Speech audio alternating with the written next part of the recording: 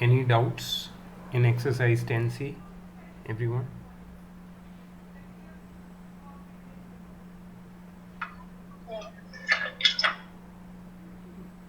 Yes, Aryan? Yes, actually I had a doubt in question number 8. मतलब multiple वाला है division वाला. Acha. Okay. Okay, I'll guide you. Very easy it is. No problem. Tell me, any other doubt except question number 8?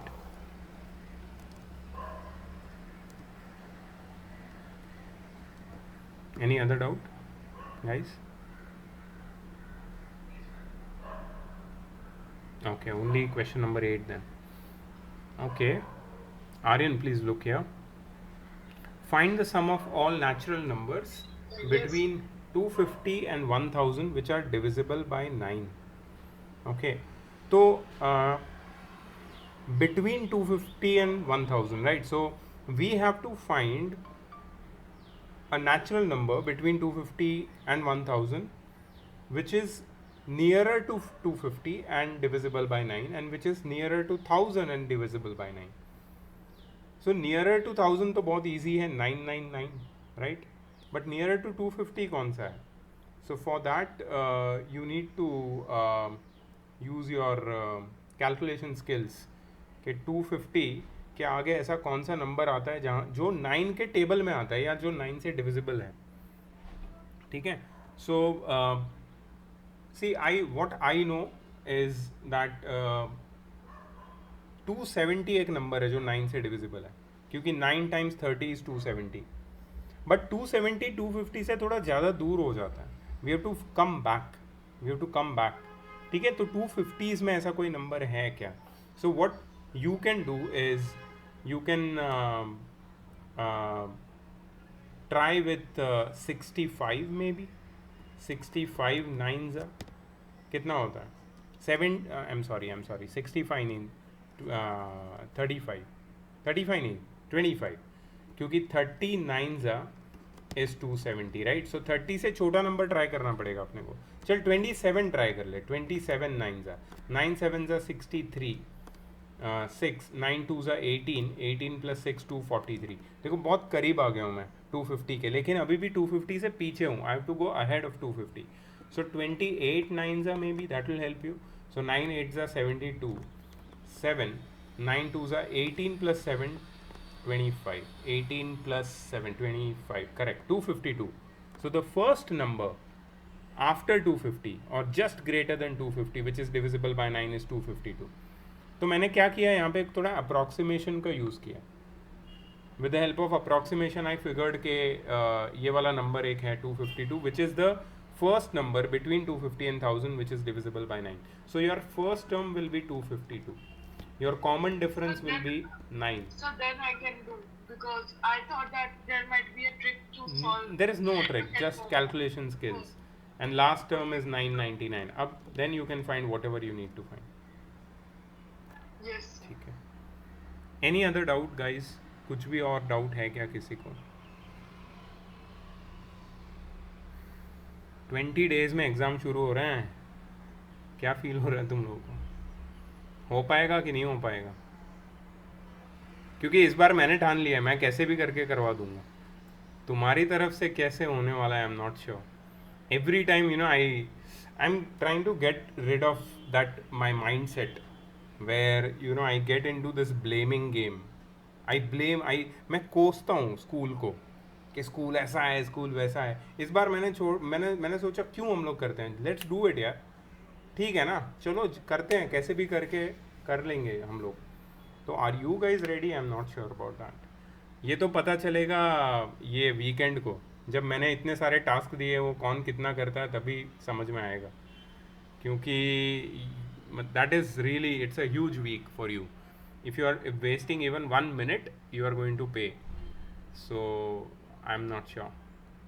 चलो आज ये chapter ख़त्म कर देते हैं हम लोग. 3 or more terms in an AP. Okay. So अभी जो क्वेश्चंस आने वाले हैं ना, they will be kind of word problems.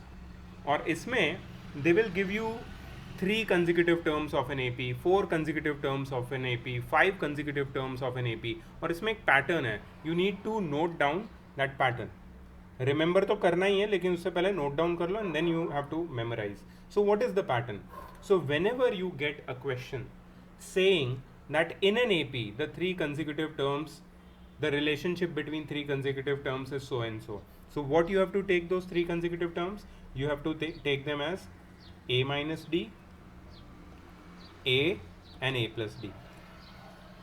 हमारा जनरल नॉलेज जो इंट्यूशन है हमें क्या बोलता है कि 3 टर्म्स ऑफ एन AP है A plus D and A plus 2D, जो करेक्ट है, गलत नहीं है. लेकिन इससे अगर तुम क्वेश्चन सॉल्व करने जाओगे ना तो it will become difficult for you. मैं तुमसे पूछता हूँ कि ए से पहली वाली टर्म कौन सी है. किसी भी एपी में ए अगर फर्स्ट टर्म नहीं है मान लो, तो उससे पहले कौन सी टर्म आएगी. So what I have to do, I just have to subtract the common difference. ठीक है. सो ये 3 टर्म्स है हमारी, 3 टर्म्स ऑफ एन एपी. इससे कोई भी कैलकुलेशन एपी का ईजी हो जाता है. So always remember, when they ask you to take 3 terms of an AP, you will take them like this: A minus D, A and A plus D. Please note it down. Achha, similarly, when they ask you to take 4 consecutive terms of an AP, you will take them as A minus 3D, A minus D, A plus D and A plus 3D. Now there is a little bit of you can say weirdness in this particular pattern. Can anyone tell me what is the common difference here? Common difference कितना है यहाँ पे ये वाले example में, कोई बता सकता है? A minus D minus A minus 3D. Calculate करके बताओ. सॉरी, सोच के बताओ, सोच समझ के नहीं. सोचो. Siddhi, did you say 2? Sir, 2D. It is not 2, it is 2D. It is 2D, not 2. Okay? 2D है कॉमन डिफरेंस. अब तुम बोलोगे सर कॉमन डिफरेंस कैसे 2D हो गया, तो D होता है ना हमेशा. It does not make any difference, क्योंकि अभी भी ये वेरिएबल है. You see, it's in a variable form. Variable form में तुम उसको D ले लो, कभी 2D ले लो, कभी D/2 ले लो, कोई फर्क नहीं पड़ता है. Only thing, it should be easy for you to solve when you put the values in your question, in your word problem, and you will still get the correct answer. But here what happens is, क्यों easy है ये? If somebody asks me, sir, why is this easy? I would tell you one thing. A minus 3D दिख रहा है, A plus 3D दिख रहा है. देखो minus 3D plus 3D एक दूसरे को cancel out कर सकते हैं in certain situation. A minus D, A plus D, plus D minus D एक दूसरे को cancel out कर सकते हैं in certain situation, and that's why this is more preferred. If ever you get a question involving 4 consecutive terms of an AP, you take this: A minus 3D, A minus D, A plus D, A plus 3D. And if you have got 5 consecutive terms of an AP, you take them as A minus 2D, A minus D, A plus D and A plus 2D. If you have got 6 consecutive terms of an AP, you get A minus 5D, A minus 3D, A minus D, A plus D, A plus 3D, A plus 5D. ठीक है. सो तुम ज़्यादा सोच विचार मत करो, इसको note कर लो, और मैं तुम्हें इसको अप्लाई करके दिखाऊंगा किसी क्वेश्चन में. यहाँ पे ऑलरेडी तुम्हारे पास एक वर्ड प्रॉब्लम दिया हुआ है, सॉल्व्ड एग्जाम्पल. हम लोग एक क्वेश्चन उठाएंगे एक्सरसाइज से और सॉल्व करके देखेंगे. ठीक है, whether this is actually helpful और not. So please note this down जो मैंने बोला अभी. 1 2 3 4. Come on. सर मेरे को डाउट है. बोलो ना. सर हम लोगों ने जहाँ पे इवन नंबर ऑफ एपी दिए है वहाँ पे हम लोगों ने ए क्यों लिया है सिंपल? हाँ, क्योंकि इवन नंबर में ए की कोई प्लेस ही नहीं है. If you see the common difference is 2D, right? And if I want you can say similar terms at regular intervals, then you can get those only by choosing these values. A की कोई जगह ही नहीं है, 4 term है बीच में. अगर 5th की जगह होती तो डेफिनेटली 3rd वाले में A आया है, लेकिन फिर से 6 टर्म्स में A की जगह ही नहीं है. There are total 6 terms, even number of terms. तो ए से पहले राइट में और ए से लेफ्ट में जितनी नंबर ऑफ टर्म्स होगी दैट शुड बी इक्वल, बीच में कोई टर्म नहीं होनी चाहिए, इसलिए एक ही जगह नहीं है. So it's just you can say a funny pattern which you have to remember, which makes your life easy while solving the numericals.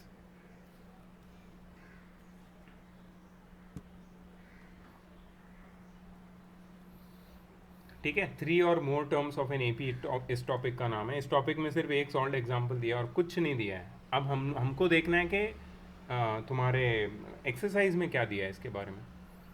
ऐसा कोई भी एक क्वेश्चन है तो हम लोग लेके इसको सॉल्व कर सकते हैं.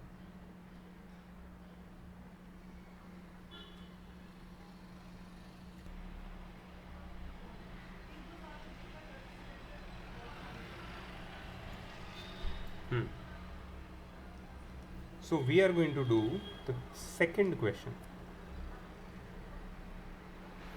ठीक है, the sum of 3 consecutive terms of an AP. अभी मैंने बोला था 3 consecutive terms आएगी तो तुम क्या लोगे? A minus D, A and A plus D. Let these 3 be 3 consecutive terms of an AP. A minus D, A and A plus D. ये है तीनों consecutive terms of an AP. ठीक है. अच्छा, आगे क्या बोला है? जैसे अच्छा मैंने कुछ आगे क्वेश्चन पढ़ा नहीं पढ़ा. मैंने क्या बोला? The sum of 3 consecutive terms of an AP. सिर्फ इतना पढ़ा मैंने और 3 consecutive terms को मैंने ले लिया यहाँ पे. और पूछा क्या है एंड में? Find these terms. You can easily get if you find A and D. अच्छा, रिलेशनशिप क्या है? The sum of 3 consecutive terms is 21 and sum of their square is 165. उनका sum 21 है लेकिन उनके स्क्वायर का sum of their squares, मतलब square पहले करना है और sum बाद में करना है. sum of their squares is 165. sum 21, sum of the square 165. तो कैसे लिखेंगे इसको? sum 21 है, राइट? तो we will write A minus D plus A plus A plus D is equal to 21. ये है equation number 1. And sum of their squares A minus D the whole square plus A square plus A plus D the whole square is equal to 165. Equation number 2. ये दो equation solve करोगे तुम्हें समझ में आएगा कि this method is much more easier. अगर तुम A plus D और A plus 2D लोगे, it will be more complicated. This is very easy. Why? I'll tell you why. The first equation if you solve, minus D and plus D simply cuts. A plus A simply becomes 3A. Just a moment, let me just take this down.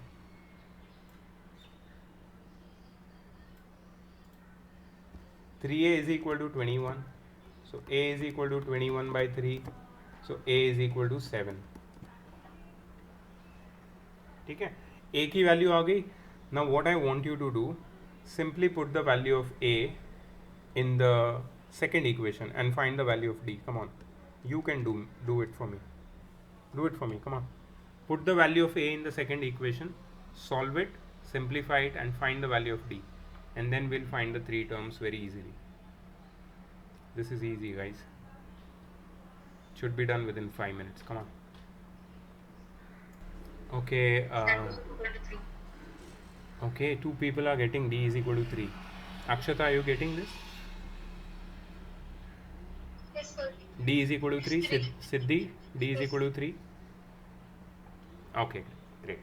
Okay, so if D is equal to 3, if you all have confirmed that D is equal to 3, then we can find the 3 terms very easily. And therefore, A minus D will be equal to 7 minus 3, which is 4. A will be equal to 7 and A plus D will be equal to 7 plus 3, which is equal to 10. So the 3 terms of an AP are 4, 7 and 10. This is the application of that. जो अभी हमने concept सीखा उसका application है. चलो अभी ऐसा एक सेम क्वेश्चन मैं तुम्हें दे रहा हूँ, तुम्हें करना है. ठीक है, you have to form the equation. You have to take the consecutive terms and you have to solve and get the answer. ठीक है, चलो let's do it. Come on. Okay.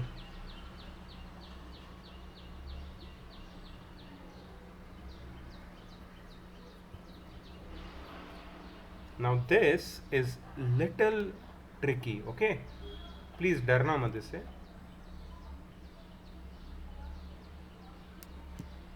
Fourth one. Question number 4. Divide 96 into 4 parts. इससे एक equation बन गया already.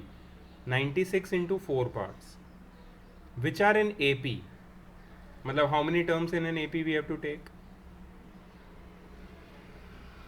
4 terms.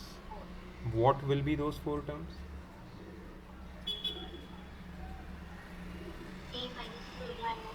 A minus 3D, A minus D, A plus D, A plus 3D. Correct? Correct. Very good. ये चारों terms का सम कितना होगा बताओ. ये चारों टर्म्स का सम कितना होगा. Divide 96 into 4 part. Very good, very nice. तुम्हारा दिमाग चल रहा है. Very nice. आर्यन नहीं समझ में आया तेरे को लगता है. समझा तेरे को. हाँ सर. 96 को ही मैंने छोटे छोटे 4 पार्ट में डिवाइड कर दिया और वो चारों पार्ट एपी में है और वो चारों पार्ट का सम 96 ही होगा ना. Those will be a minus 3D, a minus D, a plus D, a plus 3D. तो इन चारों का सम 96 है. और जो सेकेंड स्टेटमेंट है उसका तुम्हें इक्वेशन बनाना है. The ratio between the products of their means to the product of their extremes is 15:7. If you don't know what is means and extremes, that means class 8th में तुम शायद absent थे. A is to B is in proportion with C is to D.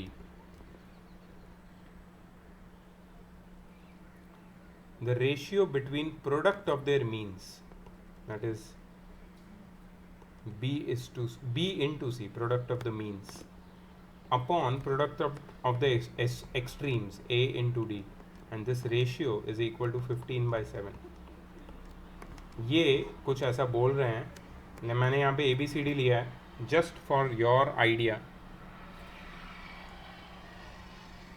देखते हैं तुम्हें आता है कि नहीं. I am not sure.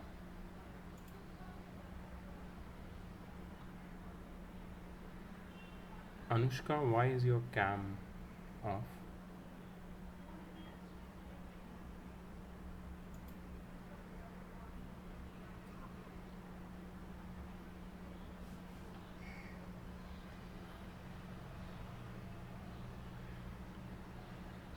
Sir, it's buffering.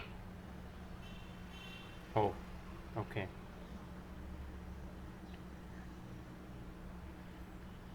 Aradhya, Yes, sir. show me your notebook.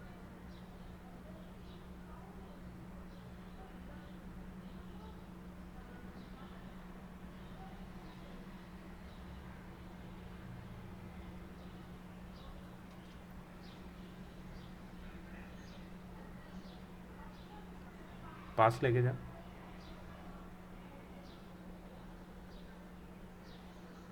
ये सॉल्व नहीं किया तूने ये वाला 4th वाला?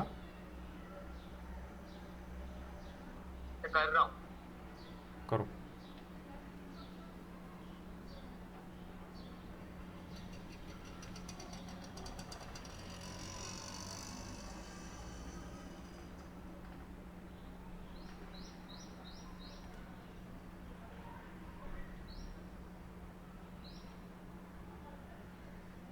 If you need my help in between, if anyone feels कि सर नहीं आ रहा है, प्लीज़ करके दिखाओ. Please ask me, I will help you, don't worry. Sir actually मेरे को ये क्वेश्चन समझ ही नहीं आ रहा. मेरा वॉल्यूम इशू हुआ, उसके बाद आपने स्टार्टिंग में जो बोला मुझे समझ ही नहीं आ रहा. तेरा वॉइस एको कर रहा है. क्या हो गया? What happened? सर आप मेरे को क्वेश्चन 4 वापस समझा सकते हो? Yes, I will.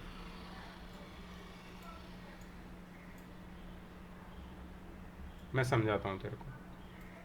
देखो, सबसे पहले do you see that there are 4 parts which are in AP? Can you tell me how many terms are in AP? 4. Very good, 4. whenever there are four terms in AP, we take them as a minus 3d, a minus d, a plus d, and a plus 3d. Do you agree with me? Very good. अब ये जो चारों part है ये 96 के parts हैं, मतलब 96 को चार पार्ट में डिवाइड करके ये चार पार्ट बना है, मतलब इनका sum a minus 3d plus a minus d plus a plus d plus a plus 3d, इनका सम कितना होगा 96. Do you agree? इनका सम 96 होगा.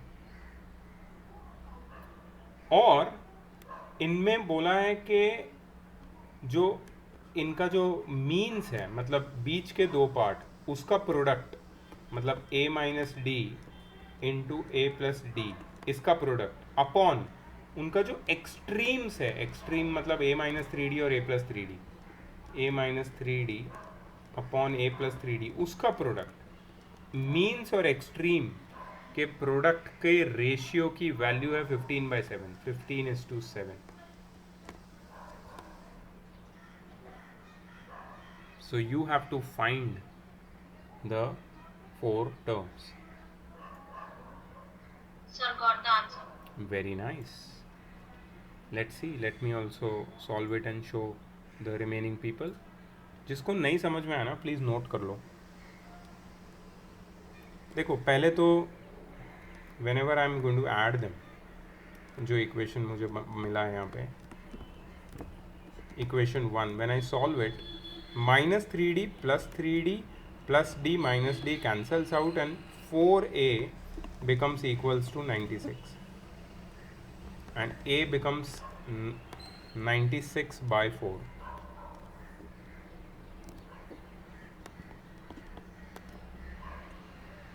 ठीक है.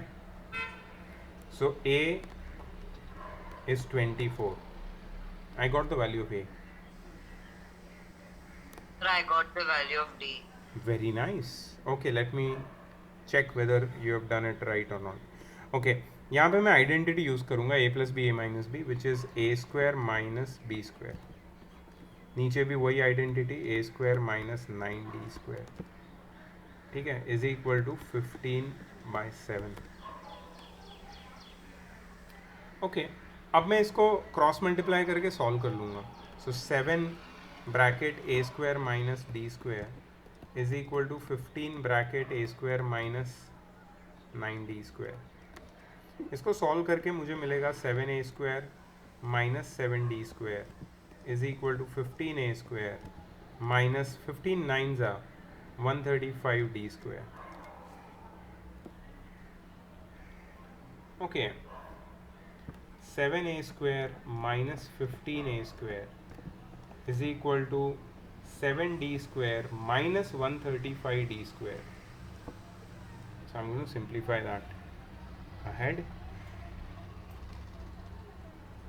7a square minus 15a square will be minus 8a square, which will be equal to 7 minus 135, which will be I think 128 minus 128 d square. Correct है ना?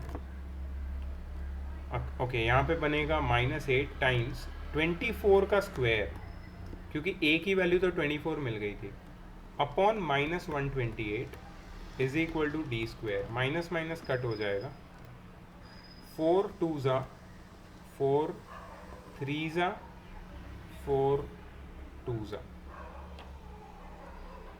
I am sorry, हाँ 4 से ही cut किया मैंने.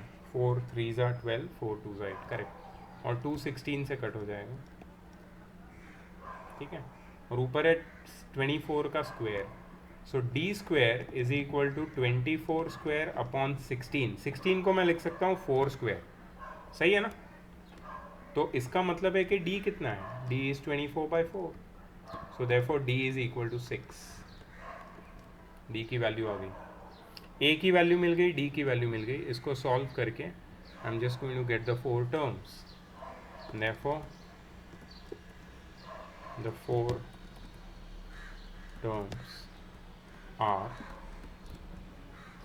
terms are a minus 3d, which is equal to 24 minus 3 times 6, 24 minus 18, which is 6. A minus d, yeah, which is 24 minus 6, which is 18. A plus 3d, sorry, a plus d, I'm sorry. Next term will be a plus d.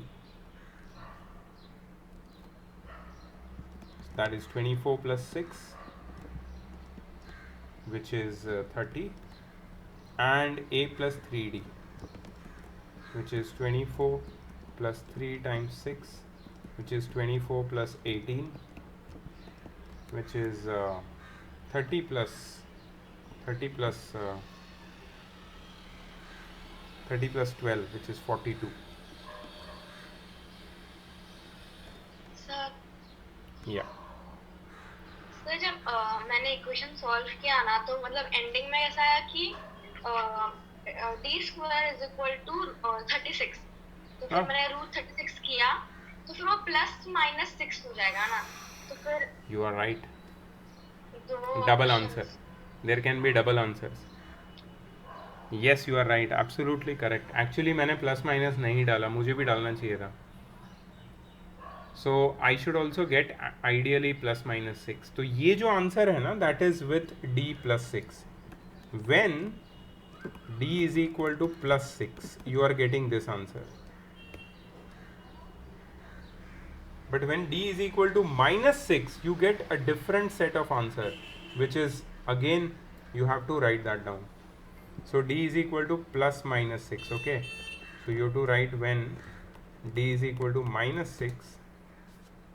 When d is equal to minus 6,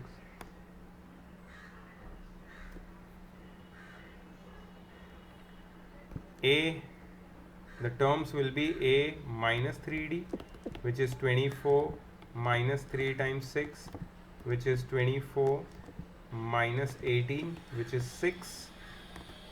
Then a minus d, अरे तभी भी वही आ रहा है, नहीं minus 6 नहीं लिया मैंने, I am sorry. So 24 plus 18, 24 plus 18 तो 42 आएगा ना, या correct. Yes, a minus d, that is 24 minus minus 6, that is 24 plus 6, which is 30. Then a plus d, which is 24 plus minus 6, that is 24 minus 6, which is 18. And a plus 3d, which is 24 plus 3 times minus 6, which is 24 minus 18, which is 6. Reverse order में, I am sorry मैंने कोई term miss किया, हाँ यहाँ पे. So see your final answer. Your final answer will be therefore AP is 6, 18, 30 and 42, or 42, 30, 18, 6 reverse order में. This is the complete answer. Both the answers are complete answers and you have to write both the answers. अच्छा, tell me one thing. किसी को ऐसा लग रहा है कि तो दोनों सेम है? They are both same APs. Are they same? क्या डिफरेंस है ऋषि दोनों में? No, sir. What is the difference? Sir, the common difference will be positive in one and negative in the other. In the first one d is equal to 6 and in the second one d is equal to minus 6. That is the major difference. Also the first term is different. ठीक है?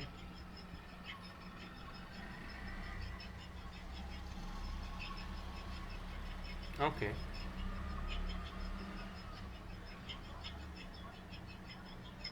So that was question number quite big है, बहुत बड़ा था ये.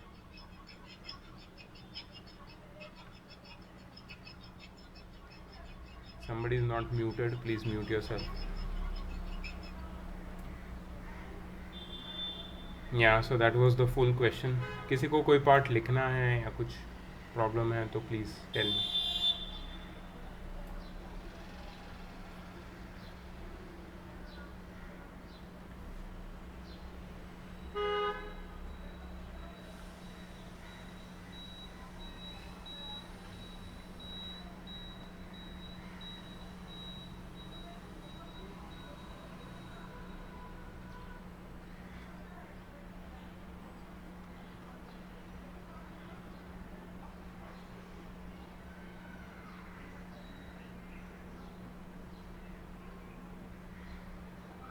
Okay ठीक है. Let me give you some homework based on n terms of an AP wala part. Okay, so the homework will be for you to solve question number 1, question number 3, 5, 1, 3, 5, 6,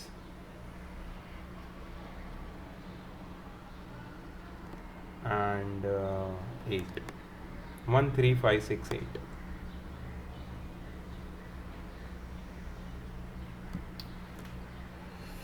okay,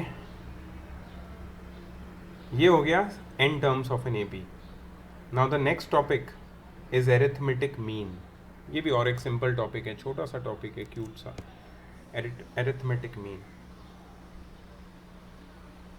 so it's very easy. अगर 3 number हैं, small a, capital a and b, और ये तीनों number AP में हैं, सो जो middle वाला number है ना, that is known as the arithmetic mean of the first and the third one between a and b. ठीक है. And how do we get the formula of arithmetic mean, that is also very interesting.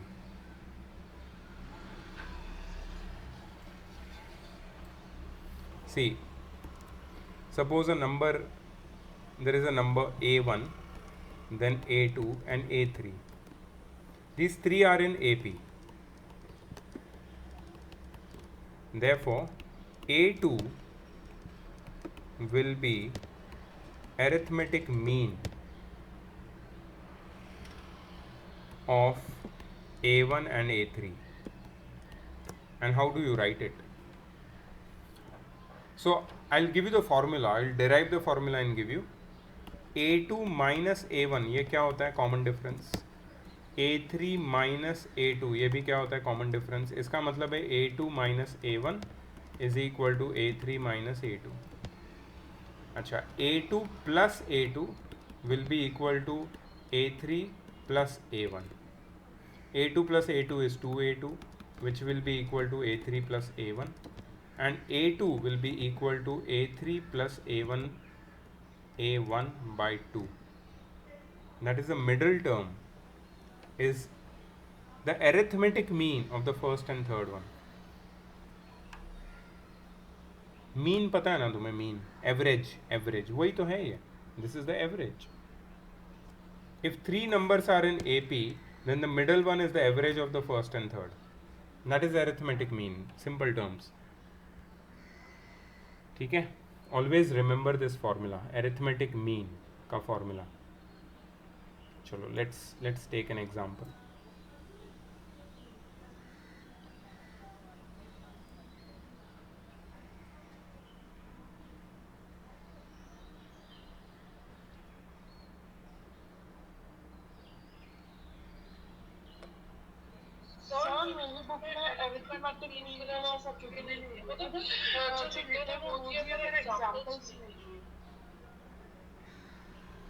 Okay.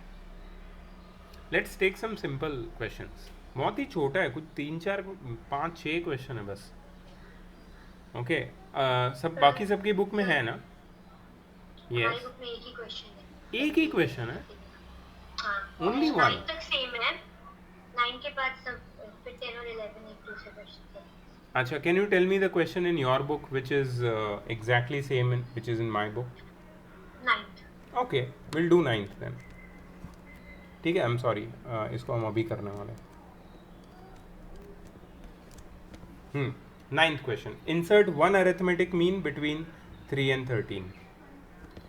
Let the arithmetic mean between 3 and 13 be x. तो इसका मतलब क्या है? Therefore 3x and 13 are in AP, and therefore x will be the average of 3 and 13, that is 3 plus 13 by 2. So x will be equal to 16 by 2. So x will be equal to 8.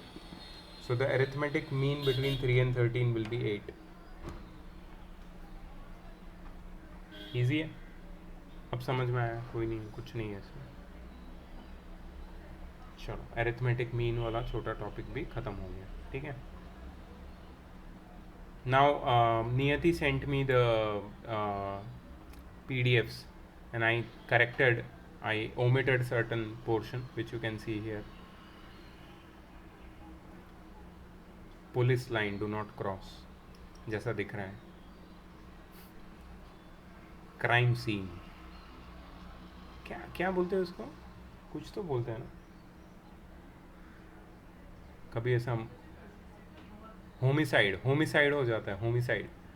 Homicide हुआ है इसके पीछे, cut किया है इसको. What a lame joke. Property, AP की कुछ 2 properties दी है. तुम्हारी बुक में कितनी प्रॉपर्टी है एपी की? 2 ही है, होगी शायद. या एग्जैक्टली, बहुत सिंपल है यार, 2 प्रॉपर्टी. ऐसा मतलब मैं ओरली बता सकता हूँ. एक एपी है, ठीक है. वो एपी के सारे टर्म्स में अगर मैं कुछ ऐड या सब्ट्रैक्ट या मल्टीप्लाई या डिवाइड कर देता हूँ, तभी भी जो रिजल्टिंग नंबर्स मिलेंगे वो सारे एपी में ही रहेंगे. If a same number, a common number is added, subtracted, multiplied और divided by each term of an AP, the resulting numbers will also be in AP. ठीक है, समझ में आया तुम्हें क्या है? If a same fixed non-zero number is added, subtracted, multiplied or divided from all the terms of an AP, the resulting number will also be in AP. ठीक है, इसके ऊपर अभी कुछ क्वेश्चंस है शायद. या तुम्हारे एक्सरसाइज में इसमें क्या क्वेश्चन है? तुम मतलब you have, I don't think you have all the question. Sir हमारी इसमें अलग एक्सरसाइज नहीं है, 10D में ही इसके क्वेश्चंस हैं. अच्छा, 10D में ही क्वेश्चन है? 10D में एक वाला हमारा 10th वाला है. एक ही क्वेश्चन है? 2 है. अच्छा, tell me if you can see that question over here. आपका फर्स्ट वाला हमारा 10th और 5 का फर्स्ट वाला हमारा 11th. ओके, नहीं, थर्ड वाला 11th. थर्ड वाला 11th. ओके हो जाएगा. दोनों करते हैं हम लोग, फर्स्ट एंड थर्ड. हम लोग यहीं पे ख़त्म कर देते हैं इसको, ठीक है. फर्स्ट एंड थर्ड तुम्हें समझ में आई ना? प्रॉपर्टी तो कोई कुछ भी नहीं है प्रॉपर्टी में. ओके, अब देखो प्रॉपर्टी का यूज़ यहाँ पे कैसे होता है.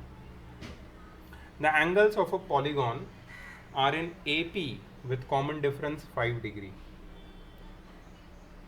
The angles of a polygon are in AP with common difference of 5 degree. If the smallest angle is 120 degree, find the number of sides of the polygon. अच्छा, तुम्हें पता है एक पॉलीगॉन में जितने एंगल्स होते हैं उतनी साइड्स होती है. If there are 5 sides, there will be 5 angles. If there are 6 sides, there will be 6 angles. यहाँ पे नंबर ऑफ साइड भी नहीं पता है, नंबर ऑफ एंगल भी नहीं पता है, ठीक है. लेकिन हमें ये पता है कि पॉलीगॉन के सारे एंगल एपी में हैं, कॉमन डिफरेंस भी पता है और स्मॉलेस्ट एंगल भी पता है. इसका मतलब फर्स्ट टर्म 120 डिग्री है, कॉमन डिफरेंस 5 डिग्री है, नंबर ऑफ टर्म्स मुझे नहीं पता है, ठीक है. तुम्हें पता है कि sum of all sides of a polygon, sum of n terms of a polygon भी पता होगा. Sum of all angles of a polygon का फॉर्मूला पता है? Sum of all interior angles of a polygon, class 9th में पढ़ा है. Sum of 2n minus 4 bracket 90, I don't know, maybe, yeah, I think so, yes, it is correct. सही है ये? कोई कंफर्म कर सकता है? Yes, I think many people are confirming. Good. तो sum of all interior angles of a polygon का formula है मेरे पास, ठीक है. अच्छा, sum of n terms of an AP का फॉर्मूला है हमारे पास? हाँ है, वो भी है. क्या है? n/2 bracket 2a plus n-1 into D. तुम्हें नहीं लगता कि अगर ये पॉलीगॉन के सारे एंगल AP में हैं तो सम ऑफ n टर्म्स हमें सम ऑफ ऑल एंगल्स देंगे? और सम ऑफ ऑल इंटीरियर एंगल्स का फॉर्मूला भी हमें सम ऑफ ऑल एंगल्स देगा, राइट मतलब ये दोनों जो फॉर्मूला है ये दोनों को इक्वेट कर सकते हैं हम लोग। You see that, do you understand what I am saying? मैं बोल रहा हूँ कि 2n minus 4 times 90 which is sum of all interior angles of a polygon is equal to n by 2 bracket 2a plus n minus 1d हो जाएगा।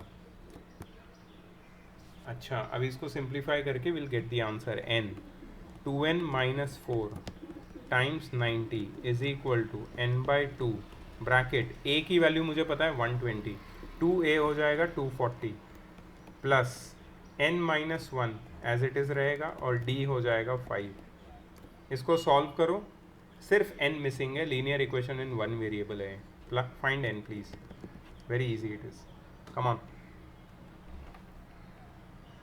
Equal to 16 और n is equal to 9। दो answer मिल रहे हैं, quadratic equation बन रहा है क्या? यस हाँ सर। ओह 16 और 9, but how can it be? How can it be यार? आई थिंक एक प्लस एक माइनस होना चाहिए। If you want I can help you. दोनों प्लस है? Oh can you Yes, check the sir. Answer behind? sir, it's correct. Oh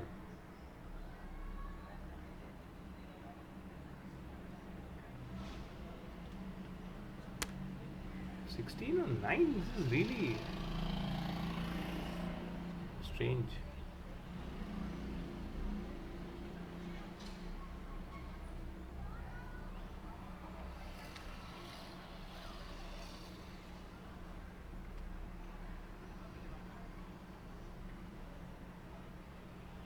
okay ठीक है, next वाला क्वेश्चन देखो, ये तो इजी था, इससे आगे क्वाड्रेटिक सॉल्व करना है and you get the double answer. whenever you get the double answer just write both the answers, don't take chance even if you are confused like me right now. Okay, next question देखो, 1 upon a, 1 upon b and 1 upon c are in AP, show that BC, CA and AB are also in AP. 1 upon a, 1 upon b and 1 upon c are in AP.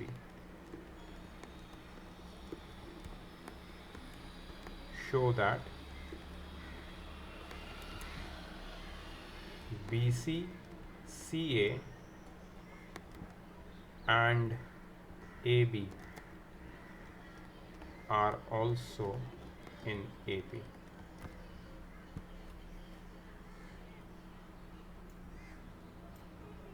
Okay,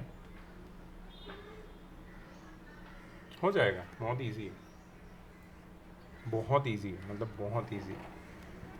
1 upon A, 1 upon B, 1 upon C are in AP, right? Multiplying, please note it down, multiplying each term by ABC, multiplying each term by ABC, it will give you ABC by A, ABC by B and ABC by C will also be in AP. अगर हर एक term को ABC से multiply करते हैं तो भी तुम्हारा final answer AP में ही रहेगा, राइट?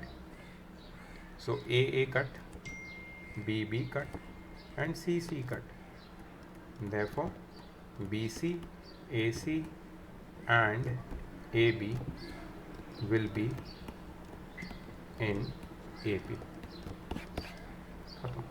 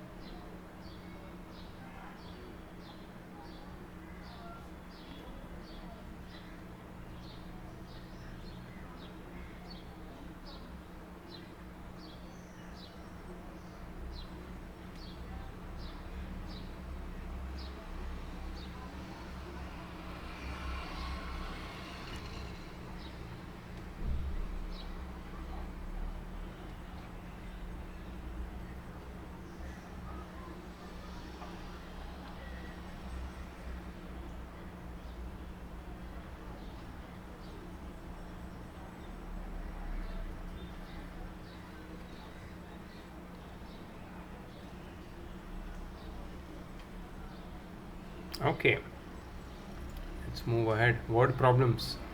अब ये वर्ड प्रॉब्लम्स अभी तक जितना भी पढ़ा है हमने एपी का जो कॉन्सेप्ट उसके ऊपर बेस्ड है सारे word problems. So there is how many exercises are there in your book after word problems? Like is there any miscellaneous exercise?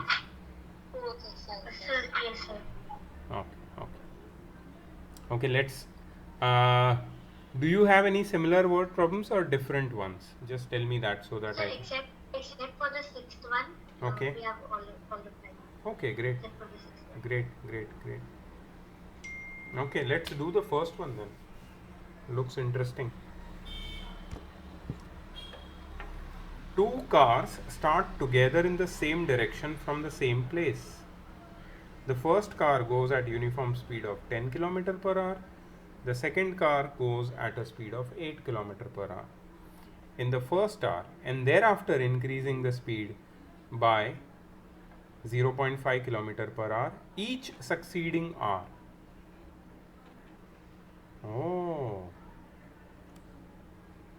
okay. अगर मैं यहाँ पे लिखूँ car A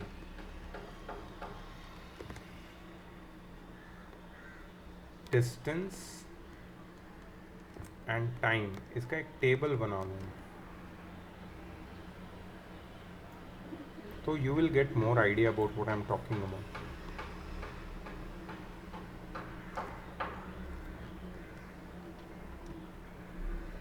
Make a table like this.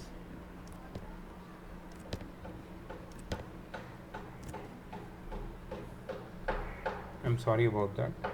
Distance की जगह speed लिख दो.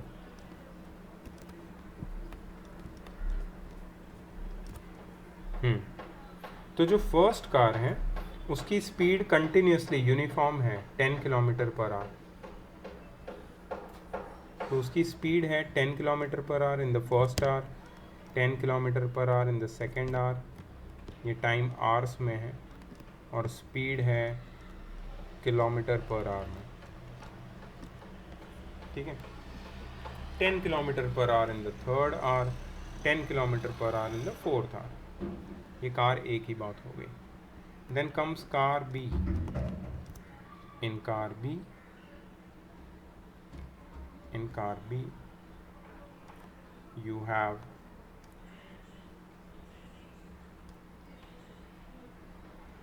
you have speed and you have time.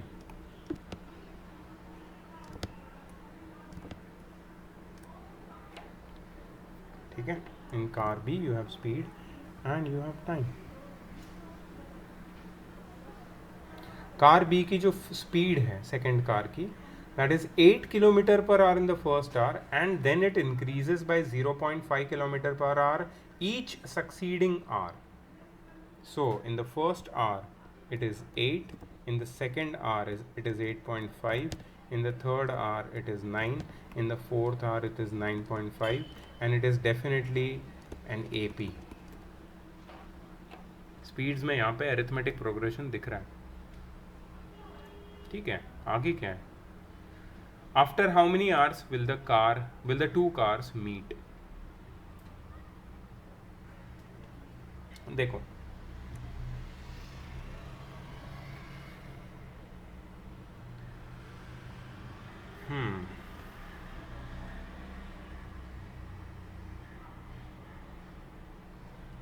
can I say that car A is covering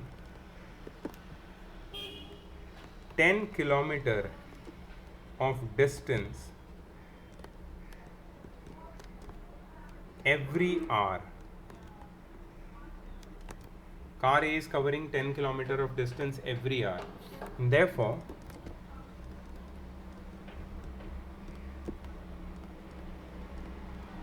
distance covered in n hours is equal to 10n kilometres. ये please ये वाला statement लिख लो.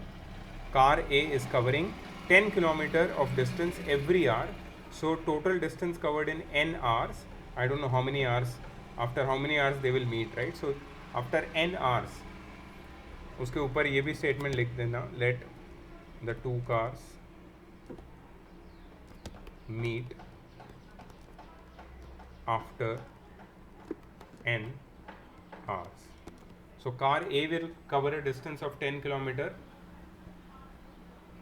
10 n kilometer after n hours. Okay, car B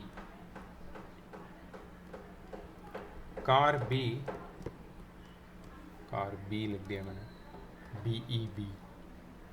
car B covers 8 kilometer in first hour,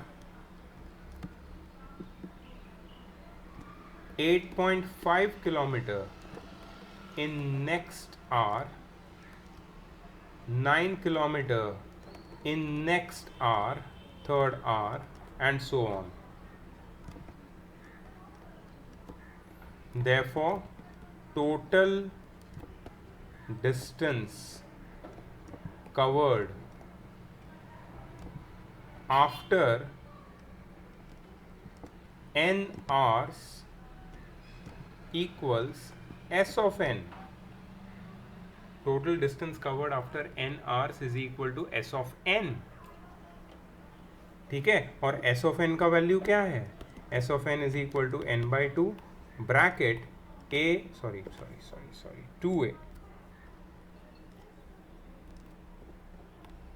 2a plus n minus 1 into d. ठीक है. अच्छा देखो, ये दोनों कार को आखिर में मीट करना है. ठीक है, दोनों कार भले अलग अलग स्पीड से चल रहे हैं, लेकिन जब मीट करेंगे तो एक ही डिस्टेंस कवर करेंगे वो लोग. ठीक है, सो कार ए कितना डिस्टेंस कवर करेगा? 10n. कार बी कितना डिस्टेंस कवर करेगा? जो यहाँ पे लिखा है वो n by 2 वाला. So let me just put the values here. n by 2 bracket 2a, तो यहाँ पे फर्स्ट टर्म है तुम्हारा 8, 2 bracket 8 plus n minus 1 into d, तो जो d है दैट इज 0.5. ठीक है, इसको सॉल्व करो. आई थिंक फिर से क्वाड्रेटिक बनेगा, शायद बनेगा क्वाड्रेटिक. सॉल्व करो इसको, solve it. Aryan, are you paying attention? Aryan, Yes, sir. yeah, please solve this. Get me the answer. This is a complicated question, but you should be able to get n after solving this.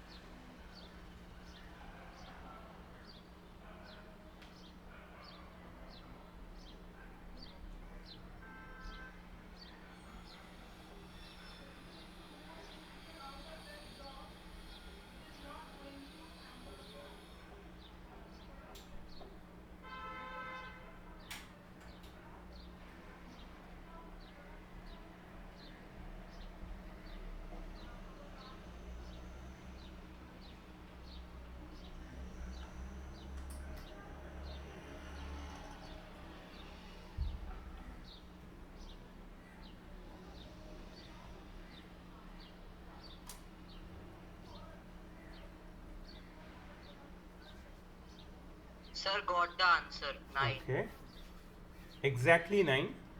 Yes, sir. Very good, So, same answer. very good. ये तो n की value आई है ना. They will meet after n hours, 9 hours. After 9 hours they will meet. What have they asked? After how many hours? Okay, यही answer. After n is equal to 9 hours they will meet. So you should write the final answer in a statement, since it's a word problem. The cars will meet after 9 hours.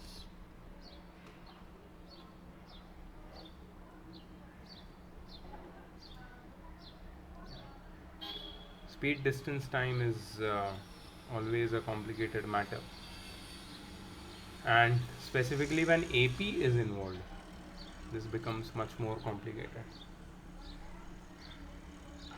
It's not difficult, but yeah, it is not easy also.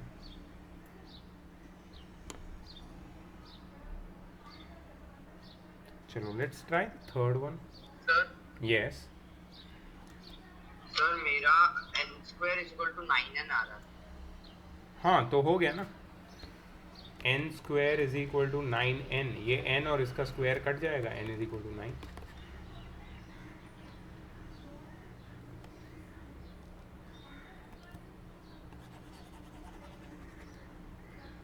Okay, let's try the third one. An article can be bought by paying rupees 28,000 at once or by making 12 monthly installments. Okay. देखो, total cost of the article is 28,000. Please note it down.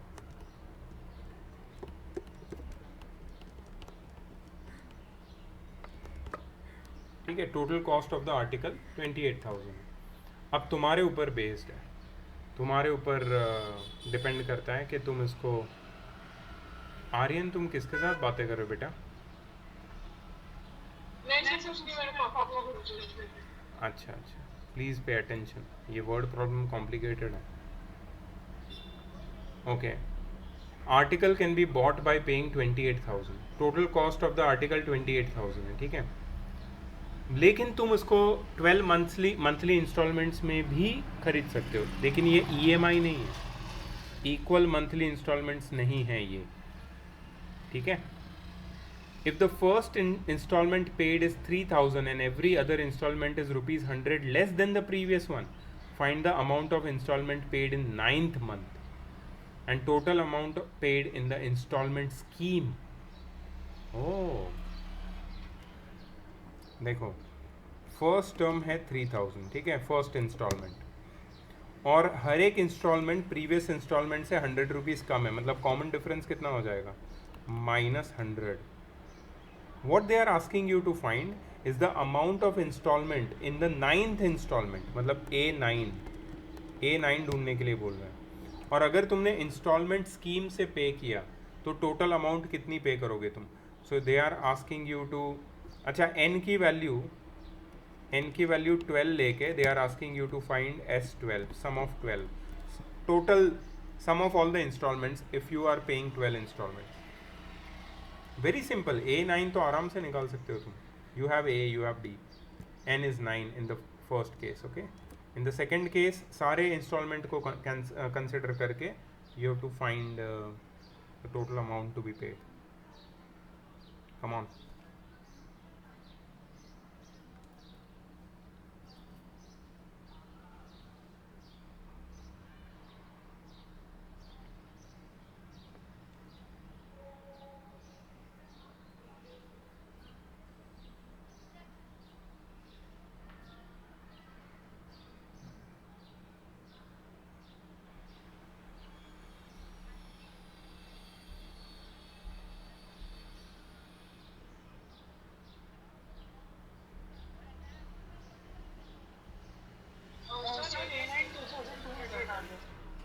Uh, 2,200 you said? Please confirm somebody. Yes, sir. Very good. Yes. S12, sum of 12 terms. Sir, I got S12. Yes, please. 29,400. Is it correct? Yes, sir.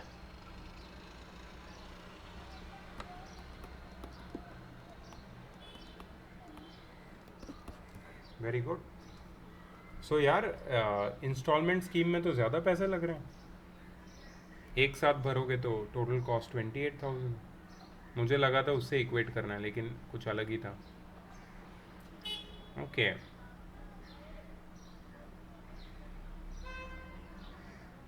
Okay, next question में ऐसा करते हैं कि I will not help you with framing all this things which are given and which are to be found out. You have to do it. ठीक है. Question number 5 वाला. Mrs Gupta repays a total loan of 1,18,000 by paying installments every month. If the installment for first month is 1,000 and it increases by ₹100 every month. बिल्कुल ऐसा ही क्वेश्चन है लेकिन थोड़ा सा अलग. What amount she pays as the 30th installment. A30 निकालना है. What amount of loan she still has to pay after the 30th installment. मतलब S30 निकालना है और 1,18,000 में से माइनस कर देना है तो तुम्हें रिमेनिंग अमाउंट, बैलेंस अमाउंट मिल जाएगी. मैंने कुछ और हेल्प नहीं किया, ओरली सिर्फ तुम्हें गाइड किया है. Crack it, do it yourself. I am not going to help in this one. You should be able to do it. Come on. Yes please. You got the answer. Sir, the first answer will be 3,900 and the next answer will be 73,500. Okay. 30th. Sir, and the amount of loan which had to be paid after the 30 installment will be 44,500. Okay, so it's not matching. Wait. मेरे को ये बताओ कि A30 कितना है. 3,900. Okay, यहाँ match कर रहा है. Okay, very good. अब मुझे बताओ कि S30 कितना है. मतलब उसने कितना लोन ऑलरेडी रीपे कर चुकी है वो. 73,500. So Niyati, this is the amount of loan which she has already repaid.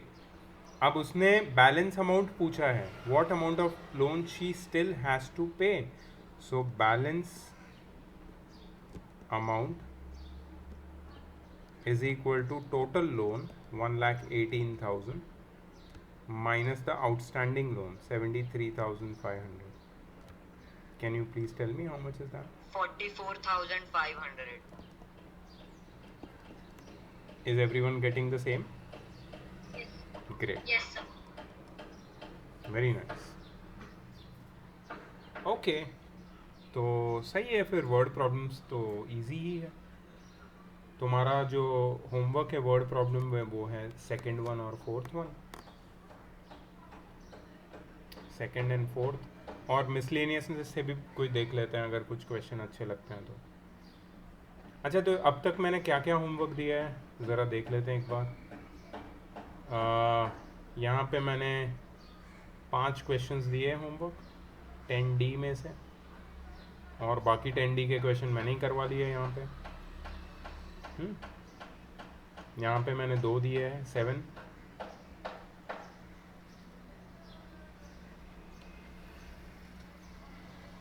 Okay, do you have this question? The angles of a triangle form an arithmetic progression. If the largest angle is twice the least, find all the angles. Do you have this? Do you have this? No? No, sir.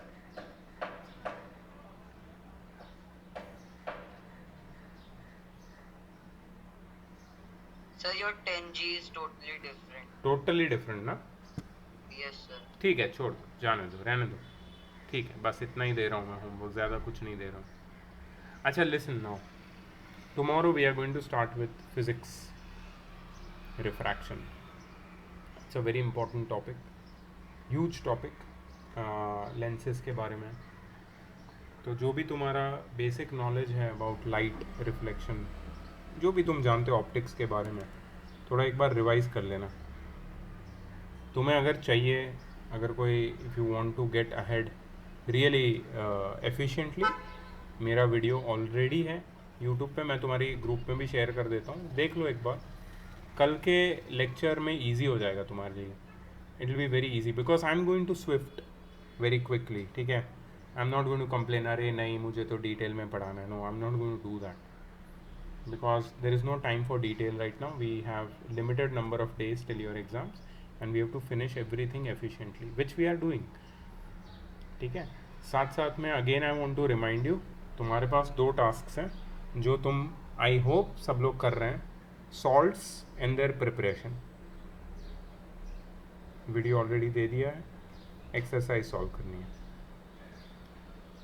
Measures of central tendency and graphical representation, videos already दे दिए हैं. तुम्हें notes लेनी है, उसको prepare करना है. We are going to finish this anyhow this weekend. ठीक है, okay guys. So please comply, please, work together with me, otherwise you'll be left behind. That's the only way I can save you. I cannot create my clone and teach you while coming to your home, and I cannot do all that. I don't have the technology, but I can give you my video lectures, which is easy mode of completing the syllabus. Let's make a use of it. ठीक है, I'm requesting you again and again. Plus it is not just oral request, तुम्हें साथ साथ में मैंने कुछ notes submit करने के लिए भी बोला है, सबमिशन टाइम पे कर लेना, ठीक है। अच्छा मुझे ये बताओ, थर्सडे कौन सी टेस्ट देनी है अपने को?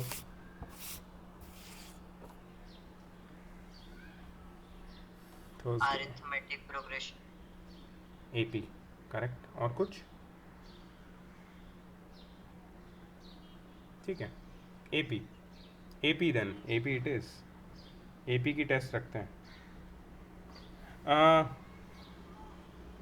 इससे पहले मैथ्स में कुछ चैप्टर ख़त्म कर दिए, उसकी रीटेस्ट भी एक रख सकते हैं। कोई ऐसा चैप्टर है जिसकी रीटेस्ट देना चाहते हो तुम मैथ्स में? तुम्हें ऐसा लगा कि यार मेरे को मज़ा नहीं आया इस चैप्टर में, I want to give a retest, तुम्हें ऐसा अंदर से फील हो रहा है? क्योंकि जीएसटी की तो 2 रीटेस्ट ले ली है मैंने। Stop the recording.